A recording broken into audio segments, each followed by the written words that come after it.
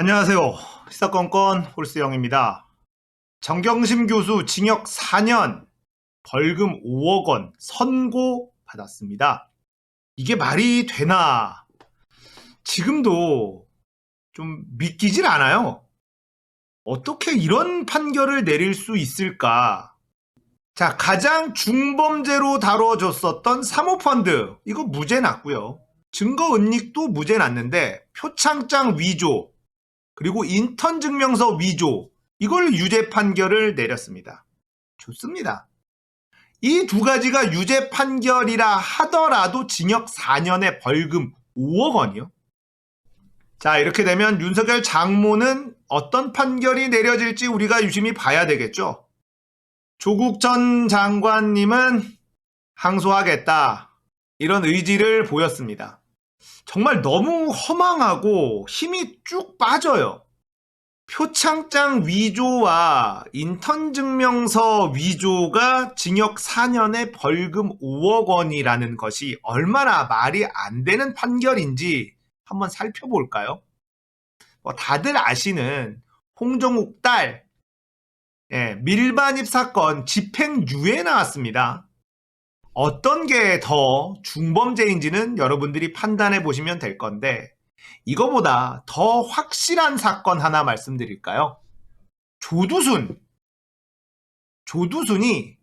1983년에 길 가던 여성을 근처의 여관으로 끌고 갔었던 일, 거기에서 굉장한 중범죄 선고받습니다. 그때 뭐였냐면요, 징역 3년형이었어요.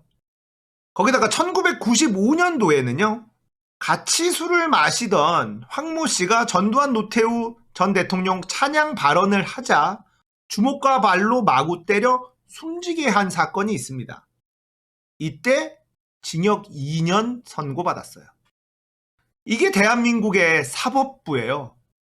표창장 위조도 사실 위조가 아닌 증거가 훨씬 더 많지만, 검찰이 표창장 위조했다고 증명한 것도 제대로 밝히지 못한 것이다 라는 것이 드러났지만, 사법부는 표창장을 위조로 인정해버렸습니다.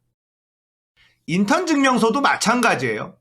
조민양이 서울대에 왔다라는 것을 본 사람도 있었어요. 하지만 못 봤다라고 한 사람의 증언만 인정해버린 거죠. 너무나 객관적이지 못한 판결임은 알만한 사람들은 다 알고 있는 그런 판결입니다.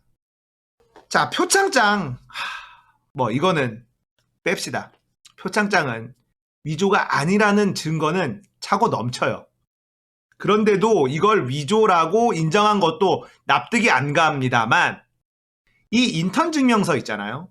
서울대에 조민양이 왔었느냐 안 왔었느냐, 이건 봤다, 그 자리에 있었다라고 증언하는 한 명만 있으면 이건 다 깨지는 거였어요. 원래 못 봤다라고 하는 사람이 아무리 많아도 내가 봤다라는 사람 한 명만 있어도 이 판결은 무죄 판결이 날 수밖에 없어요. 대한민국의 사법 처리 방식이 그렇습니다. 그런데 지금의 재판부는 못 봤다라고 한 사람의 증언만 인정했다라는 것, 다분히 의도적이다, 이렇게 받아들일 수밖에 없지 않을까 싶습니다. 자, 여러분들 너무너무 화나시죠? 저도 너무 화가 납니다. 하지만 유죄 판결은 어느 정도 예상됐었던 바 아닐까 싶어요. 물론 이렇게 말도 안 되는 형량의 선고를 할 거라는 것은 예측할 수 없었죠. 조두순이 83년도, 95년도에 저질렀었던 흉악한 강력범죄도 징역 3년, 징역 2년 선고받았는데, 동양대 표창장 위조와 인턴 증명서, 체험활동을 했느냐 안 했느냐의 증명서 위조로 징역 4년과 벌금 5억 원을 때릴 수 있을 거라는 건 상식이 있는 시민들이라면 아무도 상상할 수 없었던 그런 일입니다. 자, 여기서 우리가 화만 내고 있을 수는 없어요. 싸움은 지금부터입니다. 전우용, 역사학자 전우용님은 이런 글을 올리셨어요. 정경심 씨 재판부가 사모펀드 관련 횡령 등 주요 혐의는 무죄로 표창장 위조와 인턴 증명서 허위 발급은 유죄로 판결했습니다. 1,000만 보를 양보해서 재판부의 판단이 옳다고 쳐도 밀반입이 집행유예인데 표창장과 인턴 증명서 위조가 어떻게 징역 4년에 벌금 5억 원이 될 수 있을까요? 이번 판결은 사법정의는 과거에도 없었고 앞으로도 없을 테니 개혁하려 들지 말 것이라는 선언이라고 봐야 할 겁니다. 자, 이렇게 뼈를 때리는 글을 써주셨습니다. 사법정의는 없었다. 앞으로도 없을 거다. 그러니 개혁하려 들지 마라. 이 꼴 나기 싫으면. 자, 이렇게 선언한 것이다. 좋습니다. 쉬울 거라고 생각하지 않았어요. 역시나 저항의 거세죠. 언론과 검찰, 사법부, 국민의 집 모든 적폐 세력들이 이제 완전히 하나로 뭉쳐서 창피한 것도 모르고 그냥 내지릅니다. 더 이상 물러설 곳이 없다라고 느끼는 것이라는 생각이 들어요. 여기서 물러나면 우린 다 끝이다. 이런 생각을 하고 있다라는 생각이 듭니다. 우리가 여기서 힘을 내야 되겠죠? 정신 똑바로 차리고 끝까지 힘을 실어줘야 될 겁니다. 깨어있는 시민들의 조직된 힘이 민주주의의 최후의 보루다. 노무현 대통령님의 말씀을 가슴에 새기면서 오늘 이 판결 절대 잊지 않을 겁니다. 윤석열 검찰이 판사를 사찰했음에도 아무런 말 한마디도 못하고 이런 말도 안 되는 판결을 내리는 대한민국의 사법부는 죽었다. 사망 선고를 내린 날이다라는 생각마저도 드네요. 혹자는 이런 얘기를 할 수도 있어요. 야, 판사가 다 생각이 있으니까 그런 판결을 내린 거 아니야? 네가 판사해 그럼. 이렇게 얘기하는 사람들 분명히 엄청나게 많아질 겁니다. 하지만 우리는 기억해야 돼요.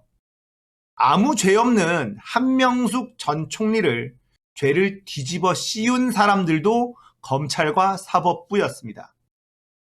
이들이 무조건 정의라는 생각을 우리는 버려야겠죠.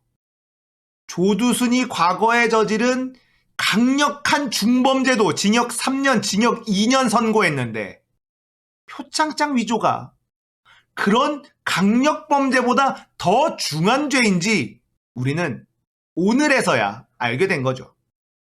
싸움은 지금부터예요. 정말 신발끈 꽉 동여매고 총알 장전하고 우리 때를 기다려야 됩니다. 우리는 반드시 이겨야 됩니다. 이길 수 있습니다. 조국 전 장관님과 정경심 교수 곁에 많은 깨어있는 국민들이 있다라는 것을 꼭 느끼게 해줘야 될 것 같습니다. 오늘은 술 한잔 해야 될 것 같네요. 술 한잔으로 속상함을 달래고 내일부터 또 정신 차려보겠습니다. 여러분들도 꼭 끝까지 함께 합시다. 오늘 이야기는 여기까지예요. 공감되셨다면 구독, 좋아요, 알림 설정 부탁드릴게요. 감사합니다. 끝.